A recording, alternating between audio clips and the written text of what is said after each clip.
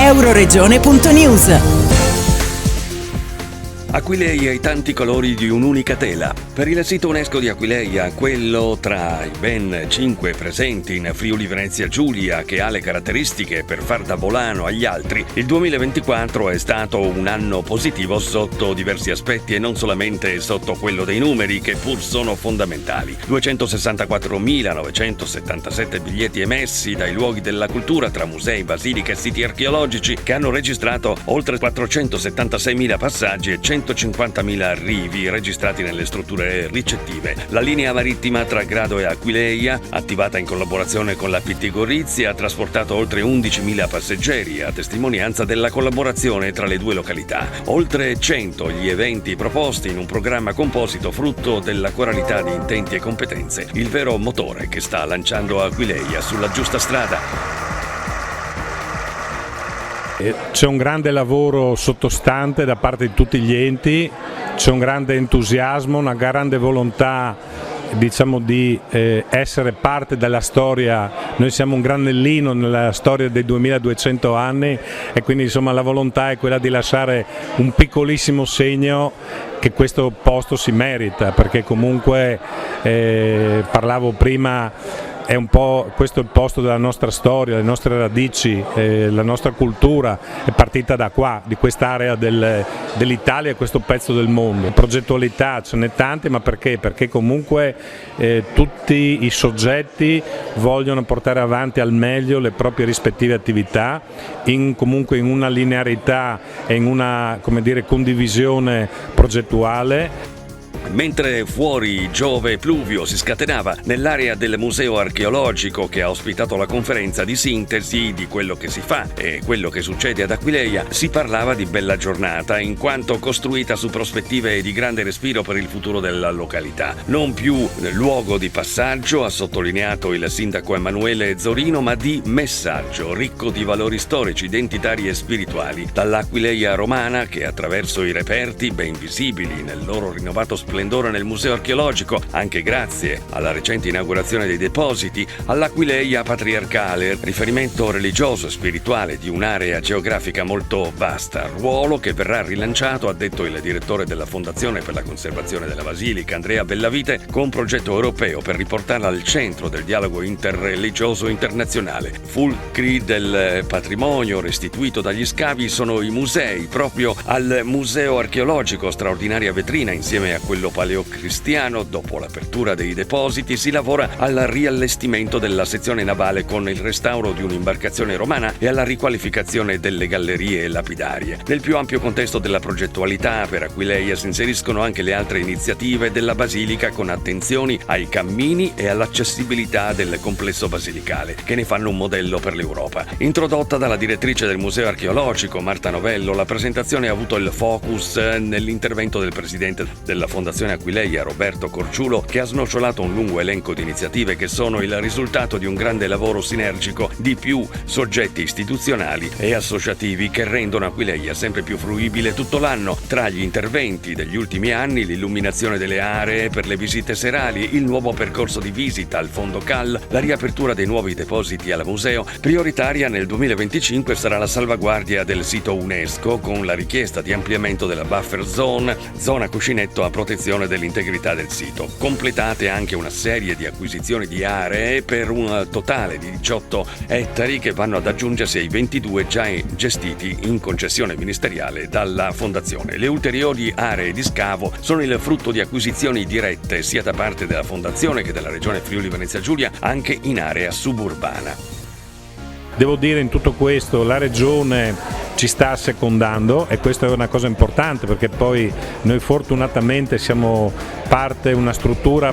sì promossa col Ministero della Cultura, che ringrazio, con tutte le varie emanazioni, ma non avremo possibilità di fare tutto questo se la Regione non finanziasse in modo importante. C'è un ambiente, si è creato un ambiente, c'è un ambiente molto positivo che ci permette di correre, ci permette di fare le cose, ci permette di accelerare su tanti passaggi che potrebbero essere anche burocraticamente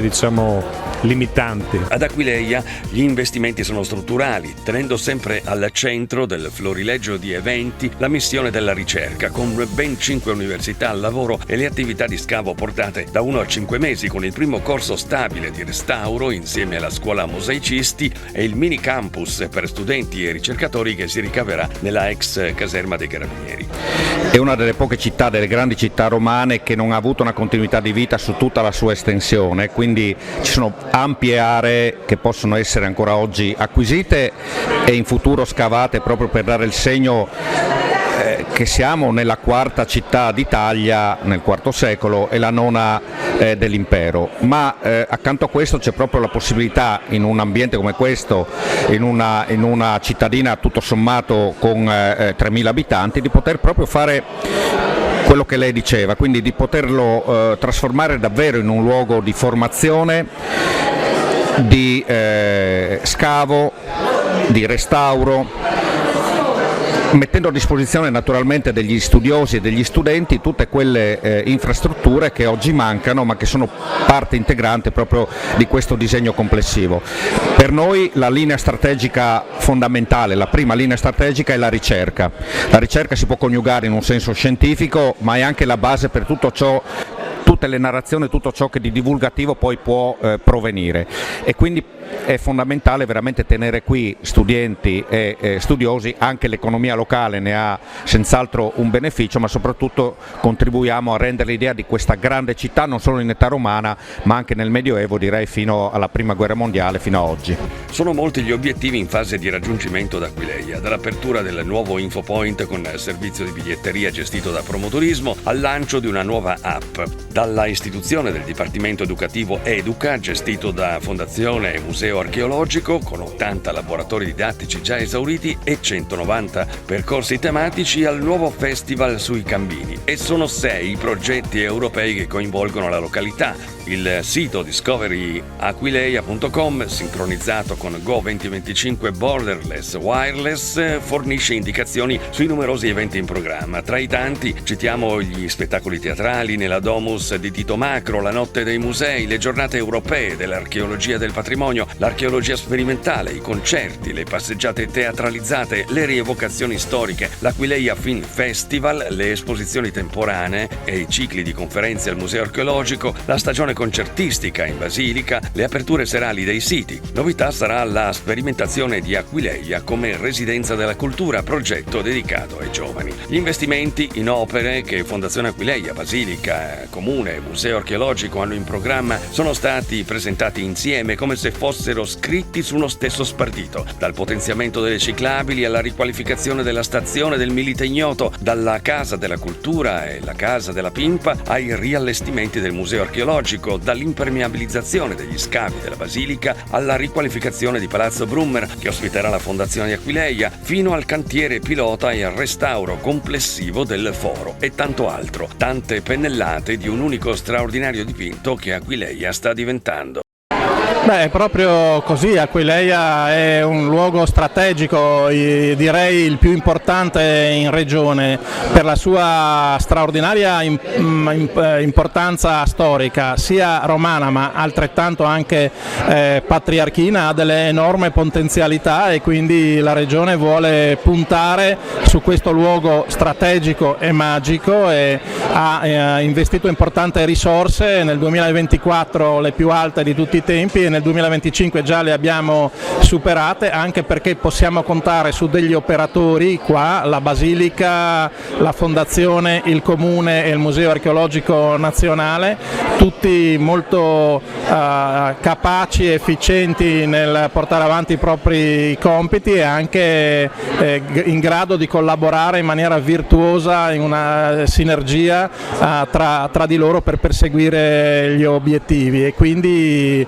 siamo convinti che, complice anche l'anno particolare, il 2025, in cui qui c'è il Giubileo e a pochi chilometri anche la capitale europea della cultura, il futuro sia già iniziato. L'azione coordinata delle forze in campo non è solamente utile a moltiplicare le iniziative e a rendere più convincenti ed efficaci le richieste di condivisione progettuale, soprattutto nell'aspetto economico, ma è anche utile nelle posizioni inequivocabili che talvolta è necessario prendere quando ostacoli ed interessi potenzialmente distruttivi si profilano all'orizzonte, come ad esempio il progetto di un parco fotovoltaico a ridosso o addirittura sovrastante aree di interesse archeologico.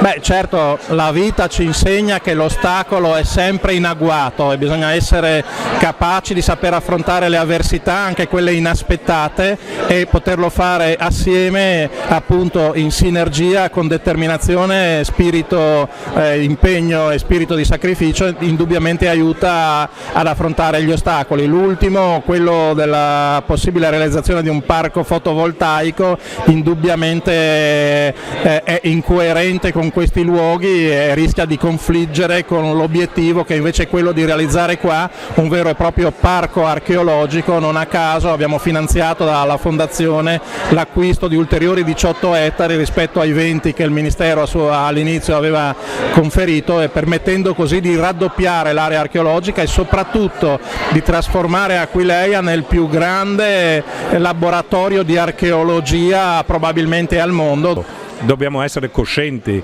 che questo è un posto unico al mondo. Ipotetico parco fotovoltaico, del progetto del parco fotovoltaico, abbiamo lavorato tutti assieme in squadra, soprintendenza, comune, fondazione,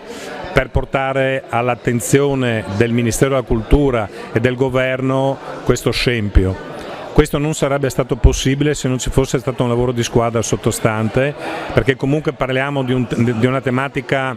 come dire, tecnica, cioè noi fondamentalmente soggiacciamo a una legge di Stato che è sovraordinata a quelle regionali, che è stata emanata in un momento storico preciso, legato dopo l'invasione della Russia all'Ucraina, quindi con tutto il problema energetico.